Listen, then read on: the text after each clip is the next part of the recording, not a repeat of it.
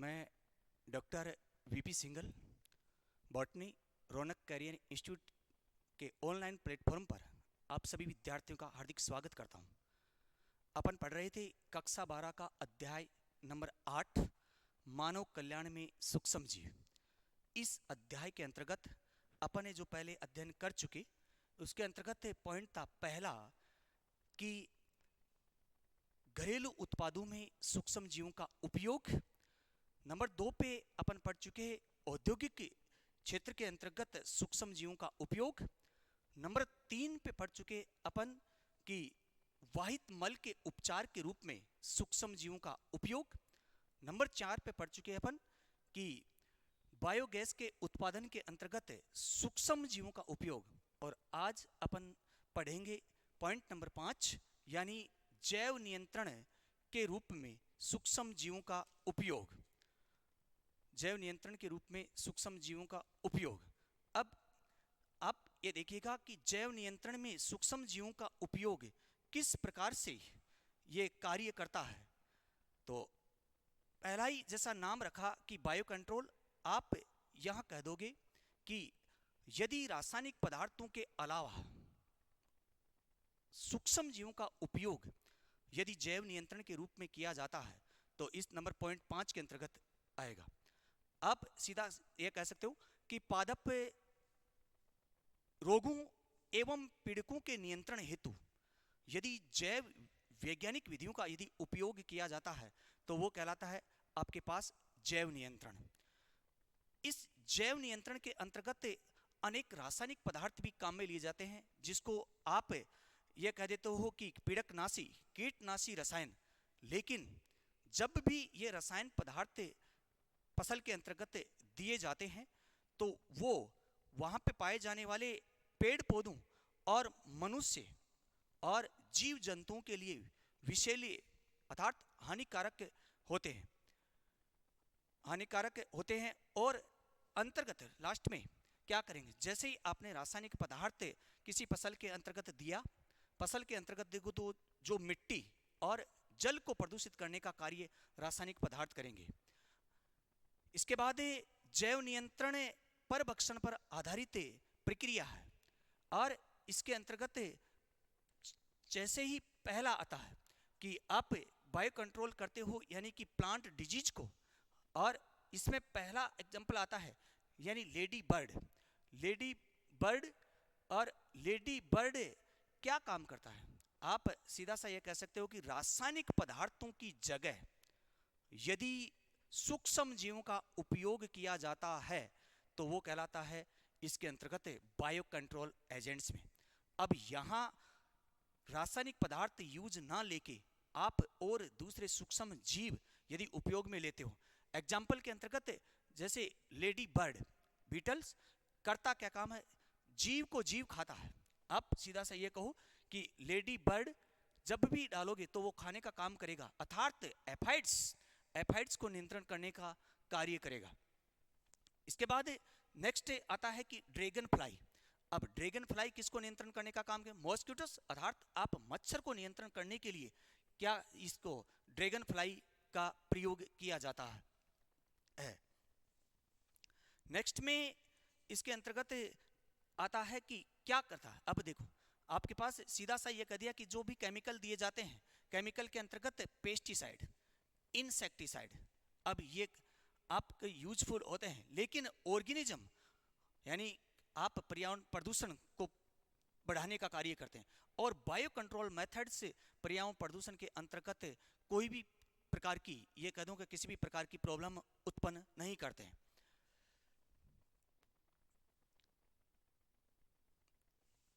इसके बाद नेक्स्ट आता है इसका ये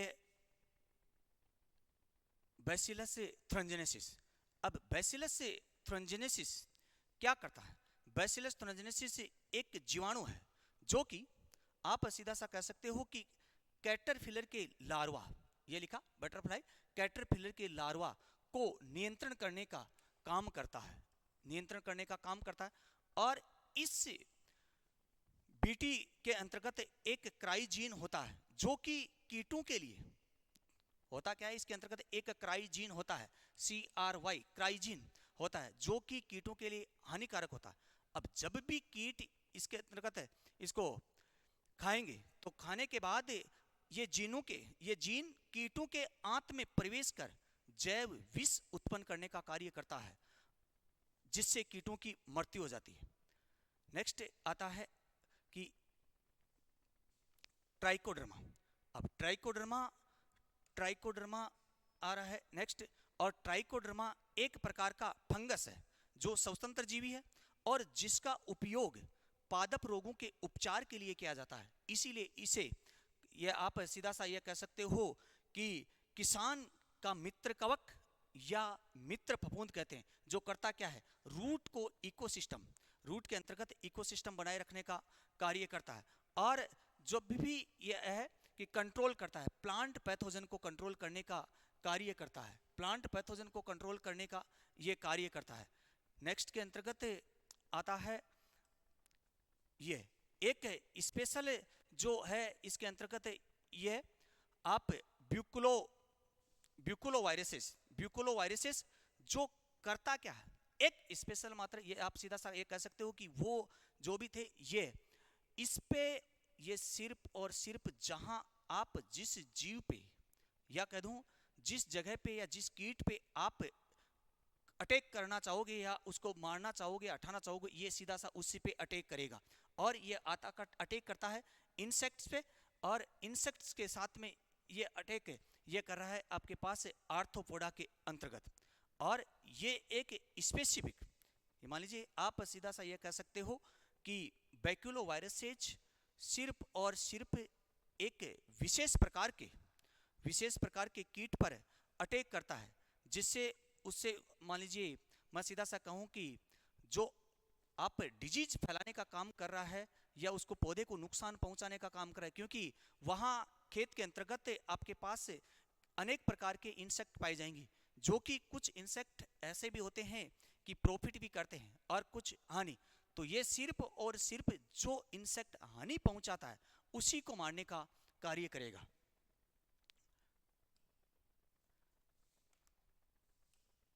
नेक्स्ट आता है कि आपके पास सूक्ष्म जीवों का उपयोग जैव उर्वरक के रूप में।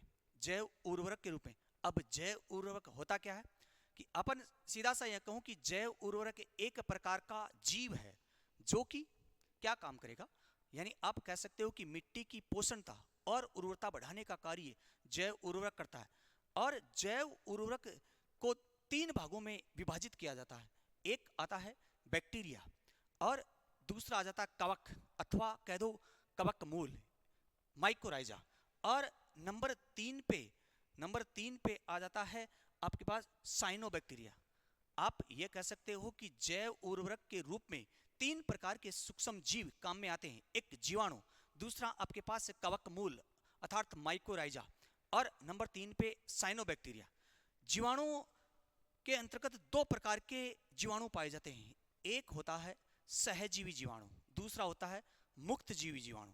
सहजीवी जीवाणु क्या करता है, आप जैसा सहजीवी नाम उसी के अनुरूप, यानी कि वो पौधों के साथ वो बैक्टीरिया अपना जीवन यापन उनके साथ साथ करता है, वो कहलाता है आपके पास सहजीवी जीवाणु। जैसे अपन कह रहे हैं कि सहजीवी जीवाणु किसके अंतर्गत पाया जाएगा, आप कह सकते हो कि लेग्यूमिनेसी पौधे अर्थात फलीदार पौधे की रूट नोड्यूल के अंतर्गत, रूट नोड्यूल में ये पाया जाएगा ये जीवाणु, और ये जिसका निर्माण भी करता है, अर्थात आप सीधा सा कहते हो कि रूट नोड्यूल के अंतर्गत पाया जाएगा। और राइजोबियम क्या करेगा, राइजोबियम जीवाणु सहज जीवन स्थापित कर देता है, अर्थात इसके अंतर्गत जो सहजीवी संबंध होगा वो सहजीवी संबंध क्या करेगा, यह जीवाणु वायुमंडलीय नाइट्रोजन को, आप सीधा सा यह कह सकते हो कि वायुमंडल में पाई जाने वाली नाइट्रोजन को स्थिरीकृत करके आप उसको कार्बनिक अणु में बदल देता है, और जिसका उपयोग पादप पोषक के रूप में कार्य करते हैं। यह आता है इसमें सहजीवी संबंध के रूप में, यानी सहजीवी जीवाणु के रूप में, वही सेम ये लिखा। दूसरा आपके पास आता है कि मुक्त जीवी जीवाणु। मुक्त जीवी जीवाणु जो दो है, एक एजेटोबैक्टर और दूसरा एजोस्पाइरलम। अब ये क्या करेगा, ये फ्री लिविंग है, जैसा नाम लिखा वैसा। यह जीवाणु वायुमंडलीय नाइट्रोजन को, यानी आप सीधा सा ये कह सकते हो कि वायुमंडलीय नाइट्रोजन का स्त्रीकरण करते हैं, और वायुमंडलीय नाइट्रोजन का स्त्रीकरण करके सॉइल्स के अंतर्गत, यानी मिट्टी के अंतर्गत नाइट्रोजन की मात्रा बढ़ाने का कार्य करते हैं। और वो कौन से करते हैं, फ्री लिविंग बैक्टीरिया, और उनके एग्जाम्पल एजोस्पाइरलम और ये एजेटोबैक्टर है। और ये सॉइल्स के अंतर्गत नाइट्रोजन की मात्रा बढ़ाने का कार्य करते हैं। कौन से जीवाणु, स्वतंत्र जीवी जीवाणु, मिट्टी के अंतर्गत या मिट्टी में नाइट्रोजन बढ़ाने का कार्य करते हैं। इसके बाद नेक्स्ट आता है कि एक माइकोराइजा। अब माइकोराइजा हिंदी में इसको कहा कि कवक मूल, ये कह दिया कि कवक मूल। अब एक देखिएगा कि कवक के प्लस मूल यानी फंगस, माइकोराइजा फंगस है। अब इस माइको का अर्थ होता है कवक, और राइजा का अर्थ हो जाता है रूट, और रूट भी किन की, हायर प्लांट्स की। आप सीधा सा कह सकते हो कि उच्च पादपीय वर्गीयों के अंतर्गत कवक और ये दोनों साथ साथ पाए जाते हैं। अर्थात आप सीधा सा ये कह सकते हो कि कवक का उच्च वर्ग की ये पादपों के साथ पाया जाना या सह संबंध माइकोराइजा कहलाता है, ये लिखा सीधा। और इसका एक वंश आता है ग्लोमस, और ग्लोमस वंश के अंतर्गत सारे जो भी अनेक सदस्य होते हैं ग्लोमस के इस वंश के अंतर्गत, जो कवक मूल बनाते हैं। अब जब माइकोराइजा, अर्थात आप सीधा सा कहते हो कि कवक जड़ के साथ पाया जाता है, अर्थात जड़ के साथ साथ रहता है, तब उस प्रक्रिया को अपन कहते हैं, यानी माइकोराइजा ये साथ सहसंबंध कह दिया। अब ये जब क्या करेगा माइकोराइजा काम, सबसे पहले ये क्या कार्य करेगा, ये कवक जो पाया जाएगा वो सॉइल से फॉस्फोरस को अवशोषित करने का कार्य करेगा, ये लिखा, एब्जॉर्ब फॉस्फोरस सॉइल से, और फिर प्लांट्स को भेजने का, यानी प्लांट्स को देने का कार्य करेगा फॉस्फोरस को ग्रहण करने के बाद। फिर इसके बदले में, अब पादप को इसके बदले में क्या मिलेगा, आप ये सीधा सा कहते हो कि कवक ने सॉइल से फॉस्फोरस को अवशोषित किया और पौधे को दिया। अब पौधे ने इसके बदले, मैं सीधा सा कहूं कि पौधे ने इस फॉस्फोरस के बदले उस कवक को क्या दिया, तो वो इसके बदले आप सीधा सा कहते हो पादप कवकों को कार्बोहाइड्रेट, जो पादप फॉस्फोरस ने लिया, फॉस्फोरस के बदले उन्हें कवकों को कार्बोहाइड्रेट उपलब्ध कराने का कार्य करता है। नेक्स्ट दूसरा आता है कि कवक मूल पादपों में, ये लिखा, give resistance to root borne pathogens and tolerance to salinity and drought. आप ये कह सकते हैं कि कवक मूल रोगजनक के प्रति प्रतिरोधकता, एवं जो आपके पास लिखता है कि सलाइनिटी एम ड्रॉट, आप यानी कह सकते हो कि लवणीयता एवं सूखे के प्रति सहनशीलता उत्पन्न करता है, सलाइनिटी और सूखे के प्रति सहनशीलता उत्पन्न करता है। और दूसरा क्या करेगा कि यानी ओवरऑल करके आप सीधा सा यह कह सकते हो कि प्लांट का ग्रोथ एंड डेवलपमेंट, अर्थात प्लांट के अंतर्गत वृद्धि करने का कार्य करेगा और प्लांट का विकास करेगा। नंबर नेक्स्ट आता है बायो फर्टिलाइजर के रूप में तीसरा, जो साइनोबैक्टीरिया। अब साइनोबैक्टीरिया के अंतर्गत ये आया कि ब्लू ग्रीन एल्गी, यानी BGA शॉर्ट फॉर्म इसकी, ब्लू ग्रीन एल्गी।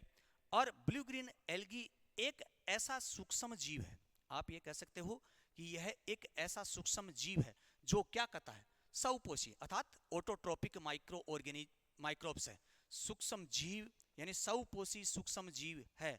और यह जल तथा, आप ये जल यानी जल तथा स्थल दोनों जगहों पे पाए जाने वाला सूक्ष्म जीव है, साइनोबैक्टीरिया। क्या कार्य करता है ये सूक्ष्म जीव? ये वायुमंडलीय नाइट्रोजन को स्थिरीकरण करने का कार्य करता है, अर्थात वायुमंडल में पाए जाने वाली नाइट्रोजन को स्थिरीकृत करके भूमि की उर्वरता शक्ति को बढ़ाने का कार्य यह करता है।